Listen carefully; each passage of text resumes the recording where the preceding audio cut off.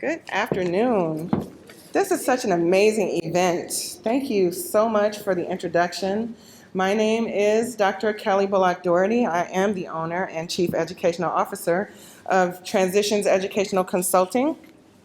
I'm a national trainer, a coach and a facilitator, a contributing author of 3 books, and have just over 18 years of educational experience. I want to thank Rita and EWAW for having me today, and everyone that's here. It's been a pleasure meeting so many people. I'm extremely happy to be here and very excited to share my story with you today. So back in 2001, I received my very first teaching position in the Cleveland Metropolitan School District. Teaching was my second career. I'd worked in the mental health field for over 8 years and was quite successful there.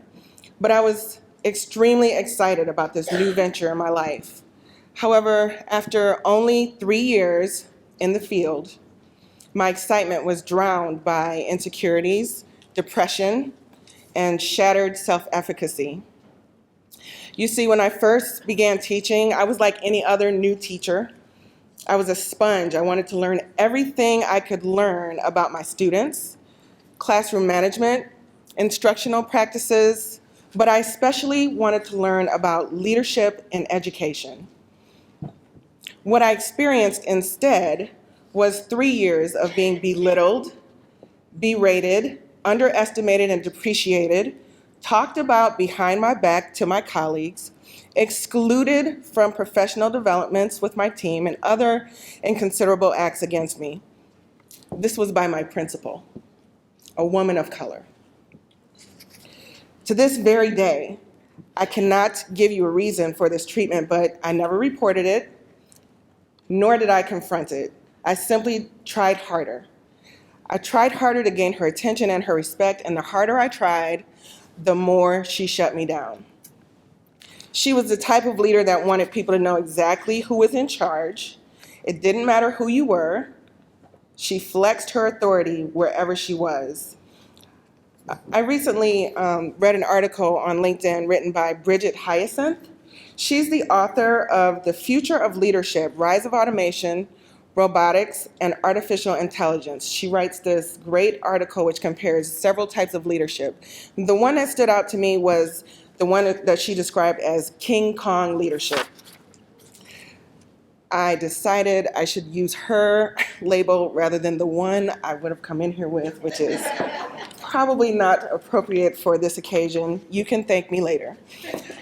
These types of leaders have forgotten what it's like to be on the front line, if they were on the front line at all. They throw their power around and make the distinction between us, the teachers, and them, the administrators. These leaders are much more interested in building their superiority over building relationships. So for 3 years, I worked long hours at school and at home to the point of physical exhaustion.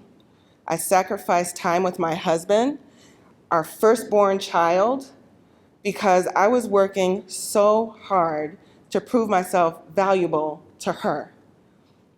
I was literally working myself to death, and all I wanted to do was teach children and lead. The final straw occurred in the spring of 2004 during my last evaluation conference with her. She took a moment to ask me about my future goals. I wondered why she cared at all, but I humored her, and I shared with her that my goal was to one day become a school administrator. She looked at me and she responded with, "You can barely make it as an effective teacher. What makes you think you'd be an effective administrator?" And when I asked her to share some things that I could do to become a better teacher, she looked at me and said, "That's your job to figure that out." And then she smirked at me as if she could see every little last bit of confidence I had crumble right in front of her. All I could think about was, is this what educational leadership looks like? And after that conference, I strongly considered leaving education, thinking, maybe she's right. Maybe she's right. Maybe this isn't for me. So now I'm faced with a choice. I could choose to fall victim to the threats pit against me and leave, or I could choose to change the course of my career altogether. Not only did I stay in education, but now that I had a clear understanding of what leadership was not, I dedicated my journey to becoming a well-respected teacher and teacher leader, and I did that. I pursued and completed a doctorate degree in, of all things, teacher leadership. I've co-authored books, written for educational media, trained and coached teachers across the country, and now I'm a business owner. You see, what I learned is that I needed to encourage, empower, and advocate for myself first along my journey before I could do the same for anyone else. I needed to be the change I desired to see. I made a conscious and intentional decision to take control of my future and define my own greatness rather than allowing ineffectiveness and ignorances of others define and cloud my vision. The view to my future was no longer muddy and murky, it was clear. Teacher leadership is not about titles, paychecks, and extended breaks. Teacher leadership is about advocating for policy change and speaking out against inequities in education. Teacher leadership is about ensuring effective instruction in order to impact the life of a learner and about lifting others up along the way as you climb. As the owner and CEO of Transitions Educational Consulting, I believe that out of obstacles, new opportunities are born. Out of anything negative, there's a lesson to be learned. My life and my journey is a testament to that. As a result of my experiences early on and throughout education, I vowed to be a mentor and advocate for all teachers, especially those who are made to feel helpless, hopeless, and devalued as a result of their school leader and/or community, and it exists. I promised myself that when I became a leader, I would ensure that teachers feel heard, supported, and appreciated. I know the challenges of the classroom teacher, and I intentionally keep this at the helm of Transitions and its mission to serve. Transitions Educational Consulting represents change. I understand that education is always changing. Students are always changing.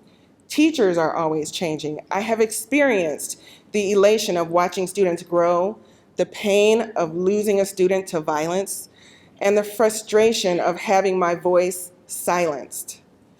The countless challenges teachers face become weighted, and the stress of it all leads to strains in mental and physical health.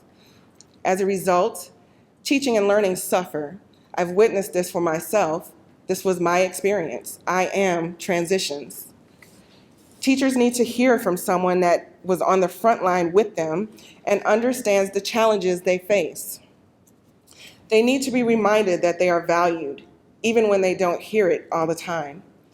They need their passion and purpose for teaching revived. They need their fire for teaching rekindled.